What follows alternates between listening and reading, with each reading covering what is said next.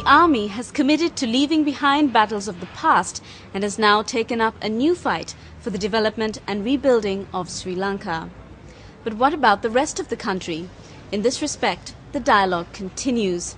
Our next story documents the views of some eminent personalities who came together recently to speak on this very issue, on how Sri Lanka should move ahead and best accommodate the changes and opportunities peace brings with it.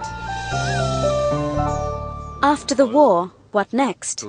It is a loaded question with no clear answer, but it was to search for possible solutions to this national question that several speakers met at the public library on a day that had special relevance to them all.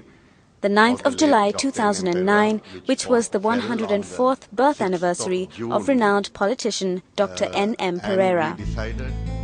A leftist politician who famously championed the rights of minorities, Dr. N.M.Perera is seen by many to be an exemplary figure of Sri Lankan politics, one from whom those in power, especially today, would have a lot to learn. Evidence of this was that all speakers present at his memorial mentioned that, had he been alive today, the ethnic conflict may never have taken place. I would think that had Dr. N.M.Perera been alive today, he would have wanted us very much to see that there is no recurrence of what has occurred earlier. Is there a danger of such a recurrence? I am afraid there is.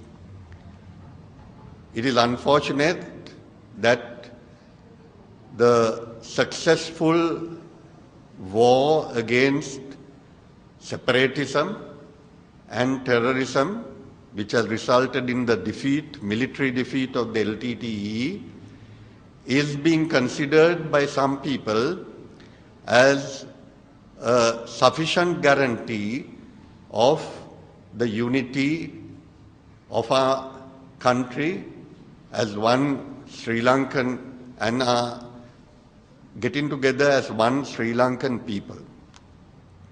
But I think we have to be realistic and face the truth. Now, as head of the All-Party Representative Committee appointed by the President, Minister Tissavitharana pressed the issue of implementing the controversial 13th Amendment, which mainly attempts to address the issue of devolving powers, but also looks at the language problem as well. Now, we have a situation where even the 13th Amendment is not being properly implemented. What is the message that we are going? There are people who are opposing that. What is the message that is going to the country, to the world? Is it to tell those people who gave up arms at that time on the basis of the 13th Amendment, we are not going to implement the 13th Amendment? Isn't that an invitation to them to go back to arms? And the implementation of the 13th Amendment would be a sending of the correct signal, because the process of the All-Party Representatives Committee and our proposals which need to be implemented will take time. And therefore, in the interim, we have to send the right signals to the Tamil people to convince them that after the defeat of the LTTE, that they can be assured that they will get their due rights in our country as equal citizens.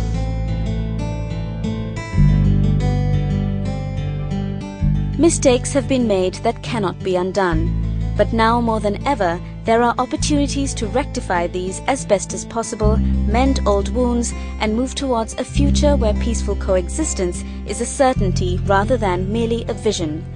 In order to even begin to do this, however, there are concerns that need to be addressed immediately, such as the looming IDP issue. What should a responsible government be doing? The position that is taken by the government that there has got to be security screening is acceptable. But it must be done professionally.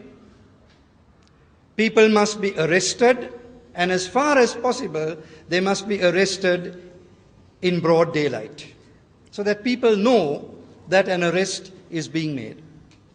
What we need is a concurrent process. And people in the IDP camps have got to be screened, released in batches, and they must go back to their villages, return to their homes, their schools, their temples, their churches, their livelihoods. And that must be done as soon as possible. Quite apart from the IDP problem, which the government is attempting to resolve by the end of the year, there is the question of attitude. The war has left both Sinhala and Tamil communities with a deep-seated suspicion of each other, and this needs to be decimated if reconciliation is to be successful. Now that has increased after the war, simply because there was this winner-loser syndrome. And out of that winner-loser syndrome, there developed an insider-outsider syndrome, which is not at all healthy for the life of the country. Consequently, I know for sure that the Tamil community feels even more alienated than they did before. Mrs. Ashroff well knows she is from. The bishop's sentiments and those of the other speakers at the event are timely and relevant, ringing out over the cacophony of post-war euphoria and urging all present to focus on moving on with processes of reconciliation. In a peaceful country, the role that everyone plays very vital. Let us forget if we have any differences of opinion among us, whether communal or otherwise, or religious, whatever it may be. We'll forget all that and now work towards building a nation united and one, for which the contribution of the Tamil-speaking people will be there.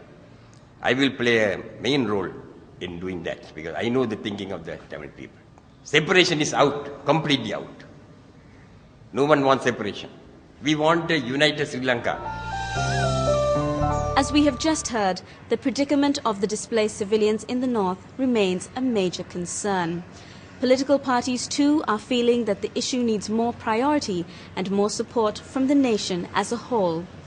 The JVP, for instance, have outlined their views on both the IDP issue and on how the bigger picture of interethnic harmony should be addressed. බෙදුම්වාදී ත්‍රස්තවාදයේ යුදමය වශයෙන් පරදා තීරණාත්මක සම්දිස්ථානයකට සේන්දු වී ඇති ශ්‍රී ලංකාවේ අනාගතය ගොඩනැගීම සිංහල දෙමළ මුස්ලිම් burger Malay සියලු පුරවැසියන්ගේ ඒකායන බලාපොරොත්තුවයි. එම සත්කාර්යය සඳහා රට මෙහෙයවීමේදී ජාතික සමගිය ගොඩනැගීම අත්‍යවශ්‍ය හා ප්‍රමුඛතම කාර්යයක් වන්නේය. ජාතික සමගිය ගොඩනැගීමේදී අප මුහුණදී ඇති ජාතික ප්‍රශ්නය නිවැරදිව තේරුම් ගැනීම හා නිවැරදි විසඳුම් ලබා දීමද කළ යුතු වන්නේය. යුද්ධයේ හේතුවෙන් අවතැන් වූවන්ගේ ප්‍රශ්නය ජාතික වශයෙන් ප්‍රධානතම ප්‍රශ්නයක් බව තේරුම් ගනිමින් එය විසඳීම සඳහා ප්‍රමුඛතාවය ලබා දෙමින් මැදිහත් වීම අරමුණු කරගනිමින් එක අවම වශයෙන් මාස 6ක් ඇතුළත සියලු මූලික අවශ්‍යතා නිසි පරිදි සපුරාලමින් ඔවුන් යලි පදිංචි කිරීමට පියවර ගත යුතුය. We're going in for a break right now, but when we return, we'll have more on IDP issues.